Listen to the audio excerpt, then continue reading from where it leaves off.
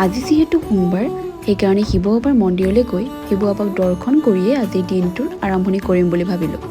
আৰু মই যিহেতু গুৱাহাটীত আছোঁ সেইকাৰণে ৰাতিপুৱা খুব সোনকালে উঠি এয়া আইটোৰ লগত বাহঁতৰ ওচৰতে থকা মন্দিৰ এটালৈ গৈ আছোঁ। মন্দিৰলৈ গৈ এনেও মনটো বহুত ভাল লাগে দিয়কচোন, কিন্তু ৰাতিপুৱাতে গৈ পূজা অৰ্চনা কৰি কিবা বেলেগ এটাই শান্তি পোৱা যায়, নহয়নে বাৰু? এয়া আমি মন্দিৰ আহি পালোহি, অকণমান উঠিব লাগে ওপৰত। চাওকচোন মন্দিৰৰ ভিতৰৰ পৰিৱেশটো ইমান ধুনীয়া। এতিয়া আমি চাকি বন্তি জ্বলালোঁ, শিৱলিংগত গাখীৰ, বেলপাত, ফুল দিলোঁ, কিন্তু সেইখিনিৰ ভিডিঅ' বনোৱা নহ'ল।